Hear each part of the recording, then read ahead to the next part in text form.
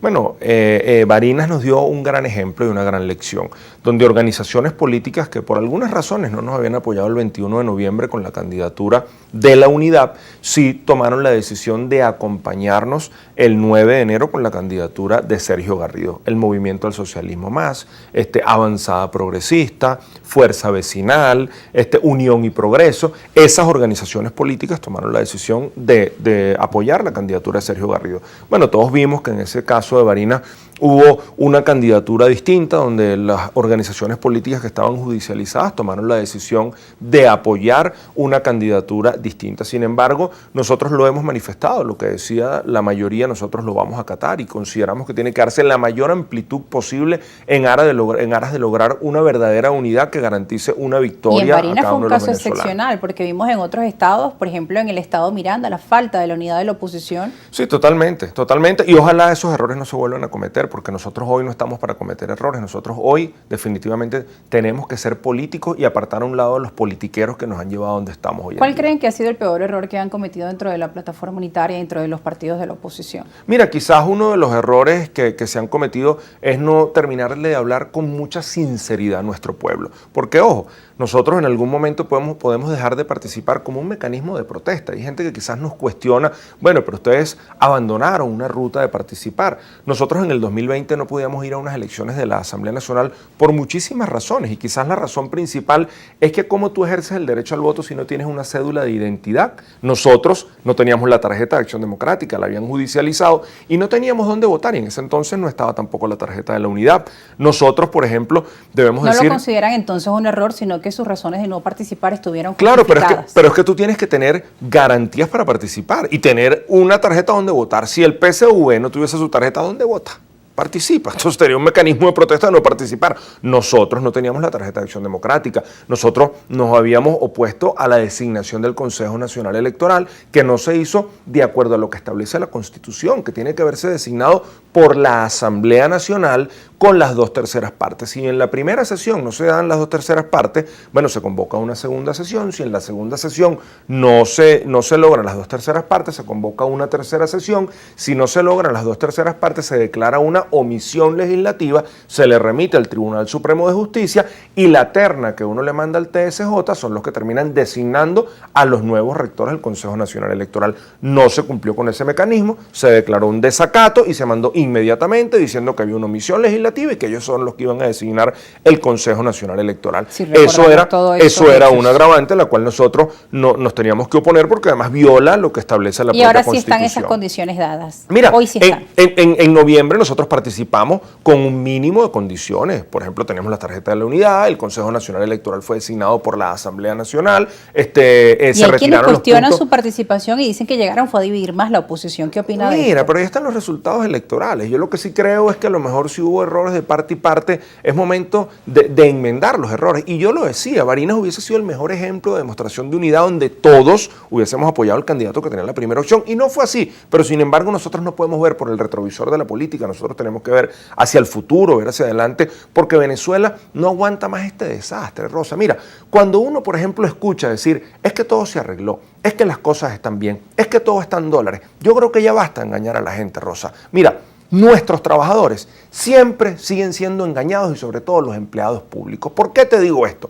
Debemos recordar que el presidente de la República dijo que el sueldo de los venezolanos era medio petro. ¿Y cuánto representa hoy medio petro? Porque medio petro es medio barril de petróleo.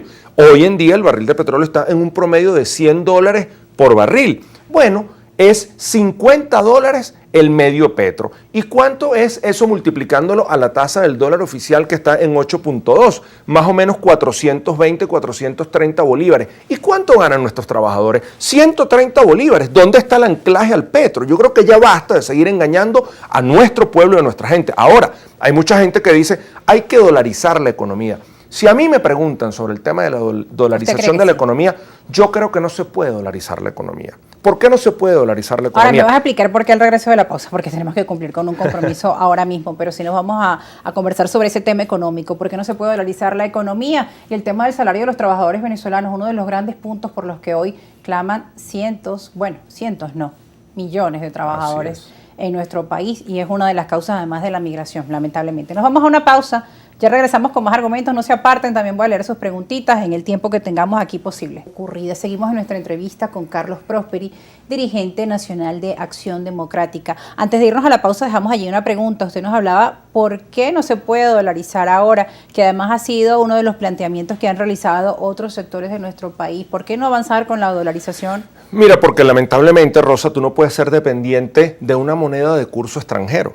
¿Qué nos garantizan los venezolanos? Tenemos que tener nuestra propia moneda y un bolívar. ¿Cómo proteger nuestra moneda? Es totalmente, porque además nuestras reservas están ahí y además tener un bolívar que sea sólido y que de verdad sea un bolívar fuerte y no lo que hemos venido viendo, que cada vez que hay que seguirle quitando los ceros. Pero fíjate lo mal que están las políticas económicas en Venezuela, que el único país en el mundo que es capaz de devaluar doble moneda, la moneda del bolívar y el dólar, es en Venezuela. Tú vas hoy a preguntar algo y te dicen, cuesta $5. Y mañana vas y te dicen, el mismo producto no, cuesta $7. ¿Pero por qué? Si el dólar es lo mismo. No, es que la devaluación ahora cuesta un poco más. Pero es que está pasando una cosa terrible, que la gente en la calle dice, no es posible que tengamos el peor salario del mundo y además los precios sean como en Dubái o hasta más caros. O sea, aumenta en dólares. Totalmente. Entonces, ¿qué es lo que nosotros tenemos que apostarle?